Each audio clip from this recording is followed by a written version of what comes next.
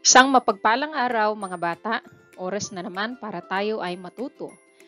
Narito ang ating learning target para sa araw na ito. Kaya kong magamit ng wasto ang iba't ibang uri ng panghalip sa pagsasalita tungkol sa karanasan. Ating suriin ang dialogo. Inyo ba ang mga pananim o halamang iyan? Oo, amin ang mga halaman na iyan. Pansinin ang mga salitang may salungguhit. Ito ay ang inyo at amin. Paano ginamit ang mga salitang ito sa pangungusap? Ano ang tawag sa mga salitang ito? At ano ang ipinapahiwatig ng mga ito sa pangungusap? Ating alamin ang mga ito. Ginamit ang mga iyon bilang mga panghalip at ito ay uri ng panghalip paari. Bakit? Dahil nagsasaad ang mga ito ng pagmamay-ari ng isang bagay. Halimbawa, atin ang mga kurtina na nakasabit sa bintana.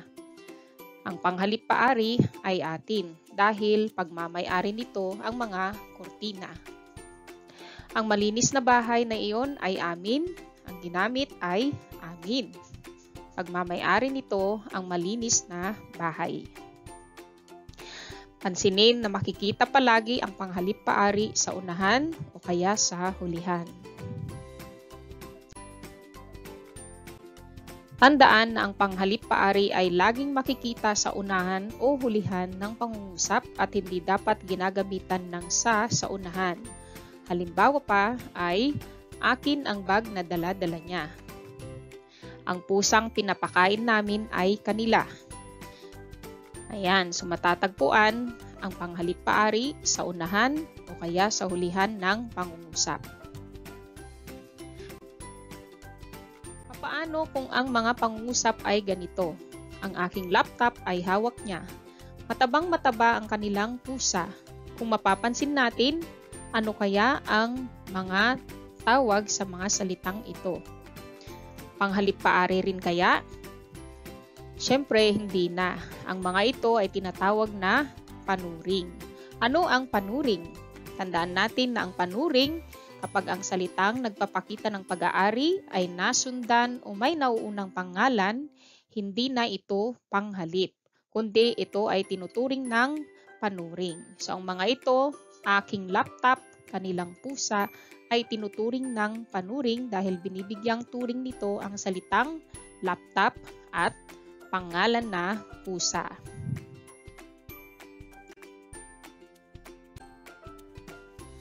Ang panghalip paari ay may panauhan, kagaya ng panghalip panao. Ang una ay unang panauhan, ipinapalit natin sa taong nagsasalita.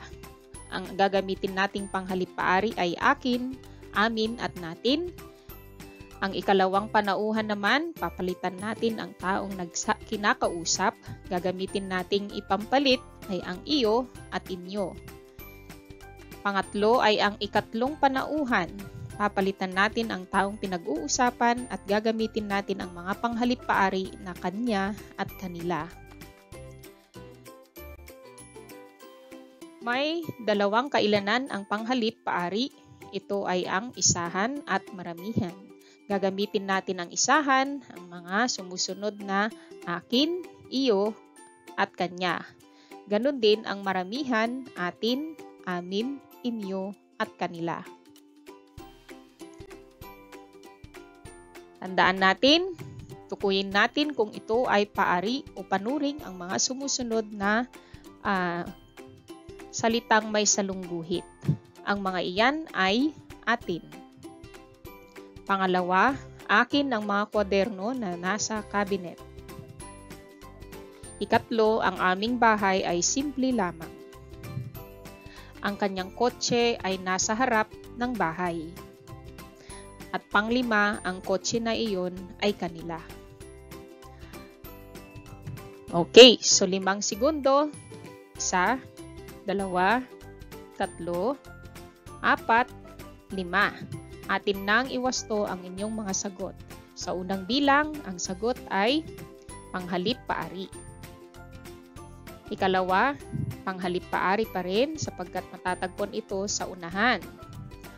Ikatlo, ito ay panuring. At ikaapat ay panuring. Binibigyang turing niya ang kotse. At ikalima ay panghalip paari. Nakuha mo ba ang 5 puntos? Kung oo, ikaw ay mahusay at binabati kita. Ating tandaan na ang panghalip paari ay mga panghalip na nagsasaad ng pagmamay-ari ng isang bagay. Lagi itong makikita sa unahan o hulihan ng pangungusap at halimbawa nito, akin ang biniling honey kanina. Yan, panghalip paari. Tinatawag namang panuring kapag ang salita ay nagpapakita ng pag-aari na sinusundan o may nauunang pangalan. Ito ay panuring. Ang aking sapatos ay binili ko kanina dahil binibigyang turing ng akin ang salitang pangalang sapatos. Salamat sa pakikinig. Paalam!